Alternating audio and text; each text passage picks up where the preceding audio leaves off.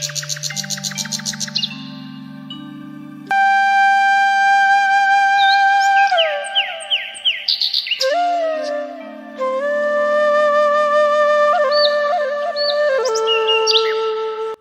ತೀರದಲ್ಲಿ ಶ್ವೇತಾ ಕುಳಿತುಕೊಂಡು ಸೂರ್ಯ ಮುಳುಗುವುದನ್ನೇ ನೋಡುತ್ತಾ ಇರುತ್ತಾಳೆ.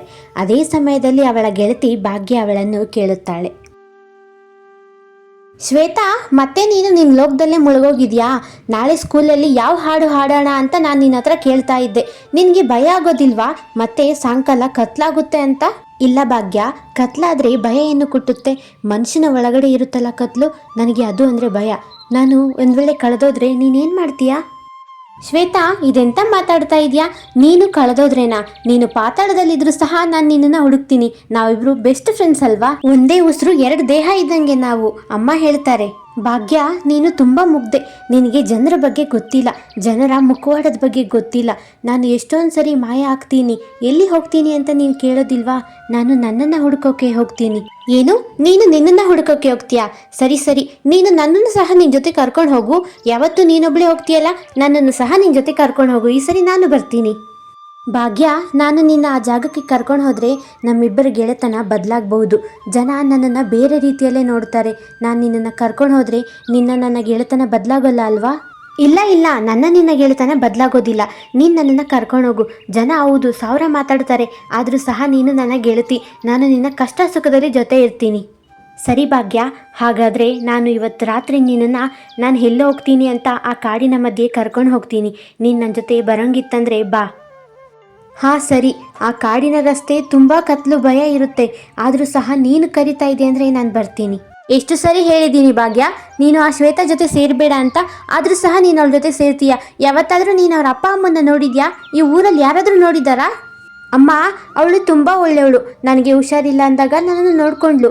ನನ್ನ ಸ್ಕೂಲ್ ದಾರಿಯಲ್ಲಿ ನನ್ನನ್ನು ಜೊತೆಗೆ ಕರ್ಕೊಂಡು ಹೋದ್ಲು. ನನ್ನ ಕಷ್ಟ ಸುಖದಲ್ಲಿ ಜೊತೆಗಿದ್ಲು. ಆದರೂ ಸಹ ನನಗೆ ಅವಳು ಒಂಚೂರು ಸಹ ಇಷ್ಟ ಇಲ್ಲ. ಅವಳು ಹಾಕೋ ಬಟ್ಟೆ ಆದರೂ ನೋಡಿದ್ಯಾ? ಈಗಿನ ಕಾಲದ ಬಟ್ಟೆ ಥರನೇ ಇಲ್ಲ.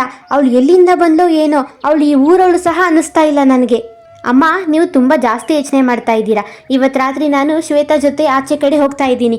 ನಾನು ಅವಳಿಗೆ ಪ್ರಾಮಿಸ್ ಮಾಡಿದ್ದೆ, ನಾನು ಹೋಗ್ಬಿಟ್ಟು ಬರ್ತೀನಮ್ಮ. ಮಗಳೇ, ಬೇಡ ಮಗಳೇ, ಅವಳು ಕರೆದ್ಲು ಅಂತ ನೀನು ಎಲ್ಲೂ ಹೋಗಬೇಡ. ಇವತ್ತು ರಾತ್ರಿ ಅಮಾವಾಸ್ಯೆ ಬರೆ, ನೀನು ಮನೆಯಲ್ಲೇ ಮಲ್ಕೊಂಡಿರು, ಎಲ್ಲೂ ಆಚೆ ಹೋಗಬೇಡ. ನನಗೆ ತುಂಬ ಭಯ ಆಗುತ್ತೆ. ಅಮ್ಮ, ನೀನು ಯಾಕೆ ಭಯ ಪಡ್ತೀಯ? ನಾನು ಮತ್ತು ಶ್ವೇತಾ ಸಣ್ಣ ವಯಸ್ಸಿಂದ ಇಬ್ಬರು ಗೆಳೆಯರು. ನಮ್ಮಿಬ್ಬರಿಗೆ ಏನಾಗುತ್ತೆ ಹೇಳು? ನಾವಿಬ್ಬರು ಒಬ್ರಿಗೊಬ್ರು ಇದ್ದೀವಿ. ನೀನು ಭಯ ಬೀಳಬೇಡ.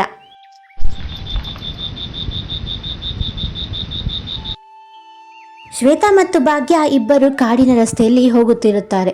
ಭಾಗ್ಯ ಟಾರ್ಚನ್ನು ಹಿಡಿದಿರುತ್ತಾಳೆ, ಆದರೆ ಶ್ವೇತಾ ಯಾವುದೇ ಟಾರ್ಚ್ ಇಲ್ಲದೆ ಆರಾಮಾಗಿ ಆ ಕತ್ತಲೆಯಲ್ಲಿ ಸಹ ನಡೆಯುತ್ತಾ ಇರುತ್ತಾಳೆ. ಭಾಗ್ಯ, ನೀನು ಭಯ ಬೀಳಬೇಡ. ನಾನು ಪ್ರತಿನಿತ್ಯ ಇಲ್ಲಿಗೆ ಬರ್ತೀನಿ ಅಲ್ವಾ? ನನಗೆ ಈ ದಾರಿ ತುಂಬ ಚೆನ್ನಾಗಿ ಗೊತ್ತಿದೆ. ಈ ಗಿಡ ಮರಗಳ ಗಾಳಿ ಸೌಂಡು ನೀನು ಕೇಳಿಸ್ಕೊ. ಶ್ವೇತಾ, ನನಗೆ ತುಂಬ ಭಯ ಆಗ್ತಾ ಇದೆ. ನೀನೇನಕ್ಕೆ ಇಷ್ಟು ಬೇಗ ಬೇಗ ಓಡ್ತಾ ಇದೆಯಾ? ಇಲ್ಲಿ ಜನರು ಬಲಿ ಕೊಡ್ತಿದ್ರು ಅಂತ ನಾನು ಕೇಳಿದ್ದೆ. ಬಾ, ವಾಪಸ್ ಮನೆಗೆ ಹೋಗೋಣ, ನನಗೆ ಭಯ ಆಗ್ತಾ ಇದೆ. ಭಾಗ್ಯ, ನಾವು ಈಗಾಗಲೇ ಅರ್ಧ ದಾರಿಗೆ ಬಂದ್ಬಿಟ್ವಿ. ಅಲ್ಲಿ ನೋಡು, ಅಲ್ಲೇ ಇದೆ ಆ ಮರ ಮತ್ತು ಆ ಬಾವಿ. ಇನ್ನು ಸ್ವಲ್ಪ ದೂರ ಬಾ, ಹೋಗೋಣ. ಅಲ್ಲಿಗೆ ಹೋದರೆ ನಮ್ಮ ಪ್ರಶ್ನೆಗೆ ಉತ್ತರ ಸಿಗುತ್ತೆ. ಇಬ್ಬರು ಸರಿ ಎಂದು ಆ ಮರದ ಬಳಿ ಇರುವ ಬಾವಿಯ ಬಳಿ ಬರುತ್ತಾರೆ. ಶ್ವೇತಾ, ಇದೇನಿದು? ವಾಸನೆ ಬರ್ತಾ ಇದೆ.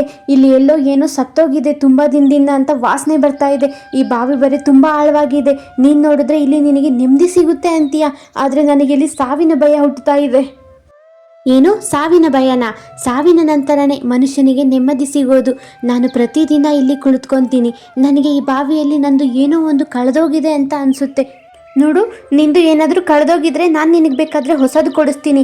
ಆದರೆ ಇಲ್ಲಿ ನಂದೇನು ಕಳೆದೋಗಿಲ್ಲ. ನನ್ನನ್ನು ಯಾಕೆ ಇಲ್ಲಿ ಕರ್ಕೊಂಬಂದಿದ್ಯಾ? ಬಾಬಾ, ನಾವು ಮನೆಗೆ ಹೋಗೋಣ, ನನಗೆ ತುಂಬ ಭಯ ಆಗ್ತಿದೆ. ಈ ಬಾವಿಯ ಒಳಗೆ ಒಂದು ಹುಡುಗಿಯ ಕತೆ ಇದೆ. ಯಾರೋ ಅವಳನ್ನು ತಳ್ಳಿದ್ರು ಅಥವಾ ಅವಳೇ ಬಿದ್ಲು.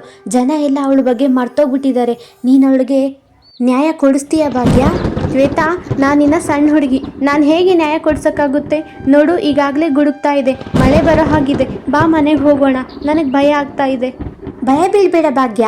ಭಯ ಬೀಳೋರು ಹೇಡಿಗಳು. ಒಂದು ಸರಿ ನಿನ್ನ ಈ ಟಾರ್ಚಿಂದ ಆ ಬಾವಿ ಒಳಗಡೆ ನೋಡು. ಯಾರ ಕಣ್ಣಿಗೂ ಕಾಣಿಸ್ದೇ ಇರೋದು ನಿನ್ನ ಕಣ್ಣಿಗೆ ಕಾಣಿಸ್ಬೋದು. ಆ ಹುಡುಗಿನ ನೀನಾದರೂ ಬದುಕಿಸ್ಕೊ. ಶ್ವೇತಾ ಅಷ್ಟೊಂದು ಕೇಳಿದಾಗ ಭಾಗ್ಯ ಟಾರ್ಚನ್ನು ಬಿಟ್ಟು ಬಾವಿಯಲ್ಲಿ ನೋಡುತ್ತಾಳೆ. ಅವಳಿಗೆ ನೋಡಿದ ತಕ್ಷಣ ಭಯ ಆಗುತ್ತದೆ. ನನಗೆ ಯಾರ್ದೋ ಕೈ ಕಾಣಿಸ್ತು, ನಡಿ ಮನೆಗೆ ಹೋಗೋಣ.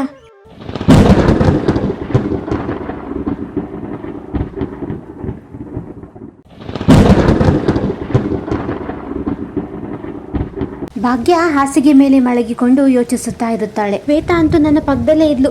ಬಾವಿಯಲ್ಲಿ ನಾನು ಯಾರ ಕೈನ ನೋಡಿದೆ, ಇವಾಗ ನನಗೆ ಶ್ವೇತಾ ನೋಡಿದ್ರೆ ಭಯ ಆಗ್ತಾ ಇದೆ. ತಕ್ಷಣವೇ ಭಾಗ್ಯಳ ಕಿಟಕಿಯ ಬಳಿ ಯಾರೋ ಬಂದು ನಿಂತ ಹಾಗೆ ನೆರಳು ಕಾಣಿಸುತ್ತದೆ. ಇದನ್ನು ನೋಡಿ ಭಾಗ್ಯ ಭಯಗೊಂಡು ಕಿಟಕಿಯ ಬಳಿ ಹೋಗಿ ಯಾರು ಅಂತ ನೋಡುತ್ತಾಳೆ. ಕಿಟಕಿ ಹತ್ರ ಯಾರ್ದಿದು ನೆರಳು? ಶ್ವೇತಾ, ಇದೇನಿದು? ನೀನು ಮಳೆಯಲ್ಲಿ ನೆನೀತಾ ಇದೆಯಾ? ನೀನು ಮನೆ ಒಳಗಡೆ ಆದ್ರೂ ಬರ್ಬೋದಿತ್ತಲ್ವಾ? ಯಾಕೆ ಇನ್ನು ಆಚೆ ಕಡೆ ನಿಂತಿದ್ಯಾ? ನನಗೆ ತುಂಬ ಭಯ ಆಗ್ತಿದೆ. ನೀನು ಒಳಗಡೆ ಆದ್ರೂ ಬಾ. ಭಾಗ್ಯ, ನೀನು ಯಾಕೆ ಭಯ ಬೀಳ್ತೀಯಾ? ನೀನು ನನ್ನ ಸತ್ಯನ ನೋಡಿದ್ಯಾ? ಆ ಬಾವಿ ಒಳಗಡೆ ಇದ್ದಿದ್ದು ನನ್ನ ಸತ್ಯ. ನೀನು ನನಗೋಸ್ಕರ ಭಯ ಬೀಳ್ತೀಯಾ? ನೀನು ಪಾತಾಳದಲ್ಲಿದ್ದರೂ ಸಹ ನನ್ನನ್ನು ಹುಡುಕ್ತೀನಿ ಅಂದೆ. ಹೌದು ಶ್ವೇತಾ, ನಾನು ನಿನ್ನ ಪಾತಾಳದಲ್ಲಿದ್ದರೂ ಸಹ ಹುಡುಕ್ತೀನಿ ಅಂದೆ. ಆದರೆ ನೀನು ನನ್ನ ಕಣ್ಮುಂದೆ ಇದೆಯಾ. ಸುಮ್ಮನೆ ನನಗೆ ಭಯ ಆಗ್ತಾ ಇದೆ. ನೀನು ಮನೆಗೆ ಹೋಗು, ನಾನು ಬೆಳಗ್ಗೆ ಮಾತಾಡೋಣ ಇದ್ರ ಬಗ್ಗೆ. ಭಯ ಬೀಳಬೇಡ ಭಾಗ್ಯ. ನೀನು ಭಯಪಟ್ಟು ನೋಡಿದ್ರೆ ನಾನು ನಿನಗೆ ಭಯವಾಗೇ ಕಾಣಿಸ್ತೀನಿ. ನೀನು ಪ್ರೀತಿಯಿಂದ ನೋಡಿದರೆ ನಾನು ನಿನ್ನ ಗೆಳೆಯನಾಗೆ ಕಾಣಿಸ್ತೀನಿ. ನೀನು ನನಗೆ ಸಹಾಯ ಮಾಡ್ತೀಯ ಅಲ್ವಾ? ನಾನು ಹೇಳ್ತಾ ಇರೋದು ಅರ್ಥ ಮಾಡ್ಕೊ. ನೀನು ಮನೆಗೆ ಹೋಗು. ನನಗೆ ಯಾಕೋ ನೀನು ನನ್ನ ಗೆಳತಿ ಶ್ವೇತಾ ಅಂತಾನೆ ಅನ್ನಿಸ್ತಾ ಇಲ್ಲ. ನಿನ್ನ ಕಣ್ಣಲ್ಲಿ ಬೇರೆ ಏನೋ ಕಾಣಿಸ್ತಾ ಇದೆ.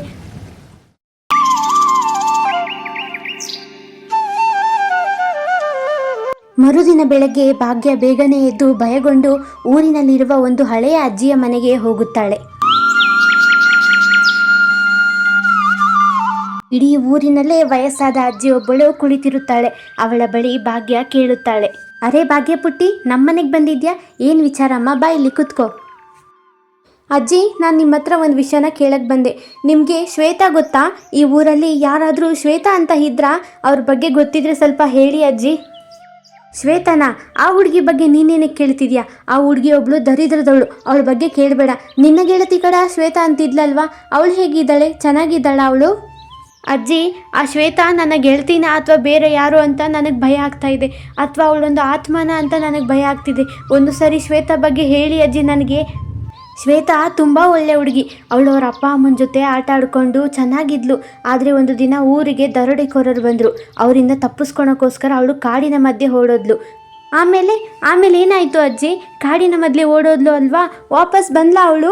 ಯಾರಾದರೂ ಅವಳನ್ನು ಹುಡುಕಿದ್ರಾ ಅಜ್ಜಿ? ಏನಾಯ್ತಂತ ಹೇಳಿ ಸ್ವಲ್ಪ, ನಾನು ತಿಳ್ಕೊಬೇಕು. ಇಲ್ಲ ಮಗಳೇ, ಅವಳು ಕಾಡಿನ ಮಧ್ಯೆ ಓಡೋದ್ಲು. ಊರಿನ ಜನರಿಗೆ ಅಷ್ಟೊಂದು ಧೈರ್ಯ ಇರಲಿಲ್ಲ ಆ ಕಾಡಿಗೆ ಹೋಗೋದಕ್ಕೆ. ಆ ನಂತರ ಅವರ ತಂದೆ ತಾಯಿ ಸಹ ಮನೆ ಖಾಲಿ ಮಾಡ್ಕೊಂಡು ಹೊರಟೋದ್ರು. ಭಾಗ್ಯ ಹಾಗೆಯೇ ಯೋಚಿಸುತ್ತಾ ಶ್ವೇತಾಳ ಮನೆ ಹತ್ರ ಬರುತ್ತಾಳೆ.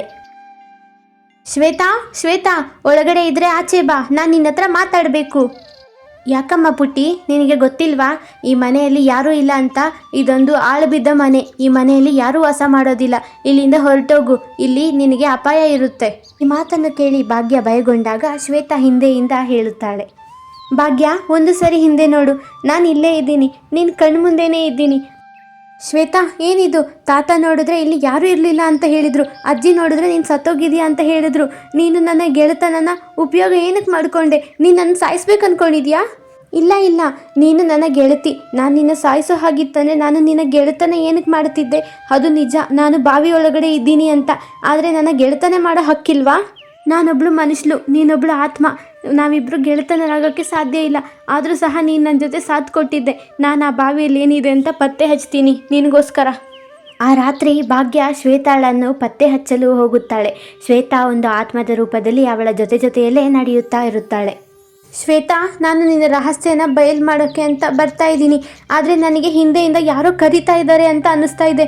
ಈ ಗಾಳಿ ಕೂಡ ತುಂಬ ಬಿಸಿಯಾಗಿದೆ. ನನಗೆ ತುಂಬ ಭಯ ಆಗ್ತಾ ಇದೆ ಕಣೆ. ಭಯ ಬೀಳಬೇಡ ಭಾಗ್ಯ.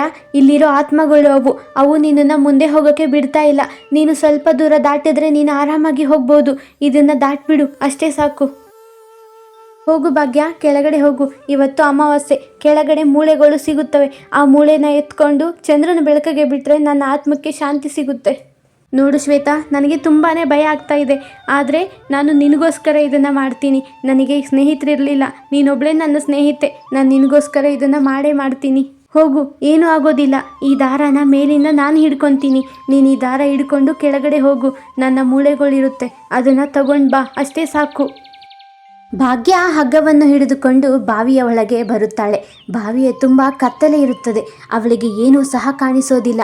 ಅವಳು ಶ್ವೇತಾಳಿಗೆ ಹೇಳುತ್ತಾಳೆ, ಶ್ವೇತಾ, ಈ ಬಾವಿಯಲ್ಲಿ ನನಗೆ ಏನೂ ಸಹ ಕಾಣಿಸ್ತಿಲ್ಲ. ನನಗೆ ತುಂಬ ಭಯ ಆಗ್ತಾ ಇದೆ. ಇಲ್ಲಿ ಪೂರ್ತಿ ಕತ್ಲಿದೆ. ಹಾಗೆಂದು ಹೇಳಿದಾಗ ಶ್ವೇತಾ ಹೇಳುತ್ತಾಳೆ, ಅಲ್ಲಿ ಅವಳ ಮೂಳೆ ಇರುತ್ತದೆ ನೋಡು ಎಂದು. ಶ್ವೇತಾ, ನಿನ್ನ ಮೂಳೆ ಸಿಕ್ತು ನನಗೆ. ಇದನ್ನು ಒಂದು ಬ್ಯಾಗಲ್ಲಿ ಹಾಕ್ಕೊತೀನಿ. ಇವಾಗಲೇ ಈ ಮೂಳೆನ ಎತ್ಕೊತೀನಿ ಹಾಗೆಂದು ಹೇಳಿ ಅವಳು ಮೂಳೆಗಳನ್ನು ತೆಗೆದುಕೊಳ್ಳುತ್ತಾ ಇರುತ್ತಾಳೆ. ಅಷ್ಟರಲ್ಲಿಯೇ ಅವಳ ಕಣ್ಣಿಗೆ ಒಂದು ಸರ ಕಾಣಿಸುತ್ತದೆ. ಅರೆ, ಈ ಸರ ಏನಿದು? ನಮ್ಮ ಅಮ್ಮನ ಸರ ಥರ ಇದೆ ಹಾಗೆಂದು ಹೇಳಿ ಆ ಸರವನ್ನು ತೆಗೆದುಕೊಳ್ಳುತ್ತಾಳೆ. ಶ್ವೇತಾ, ನಾನು ನಿನ್ನ ಮೂಳೆನ ಎತ್ಕೊಂಡೆ. ಹಗ್ಗನ ಕೆಳಗಡೆ ಬಿಡು, ನಾನು ಮೇಲೆ ಬರ್ತೀನಿ. ನನ್ನನ್ನು ಬೇಗ ಮೇಲೆ ಕರ್ಕೋ. ಶ್ವೇತಾ ಹಗ್ಗವನ್ನು ಕೆಳಗಡೆ ಬಿಟ್ಟ ನಂತರ ಭಾಗ್ಯ ಹಗ್ಗವನ್ನು ಹಿಡಿದುಕೊಂಡು ಮತ್ತೆ ಮೇಲಕ್ಕೆ ಹೋಗುತ್ತಾಳೆ.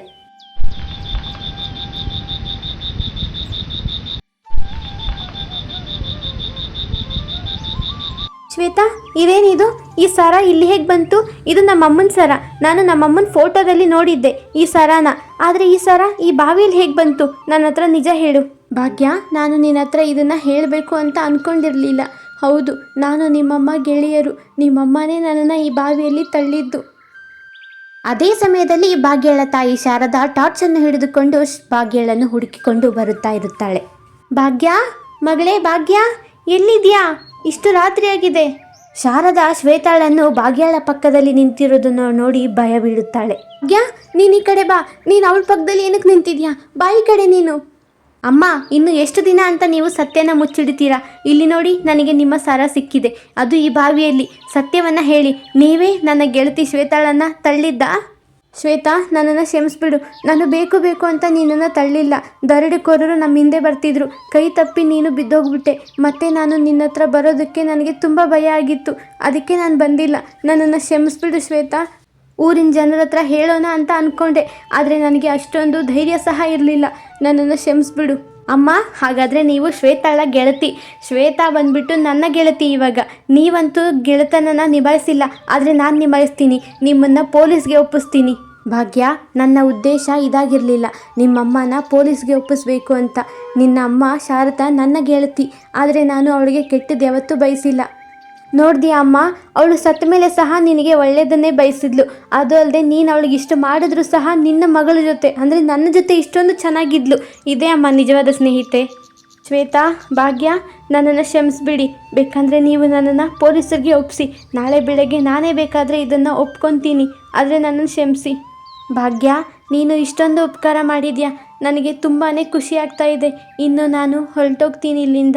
ನೀನು ಈ ಅಸ್ಥಿಗಳನ್ನು ನೀರಲ್ಲಿ ಹಾಕಿಬಿಡು.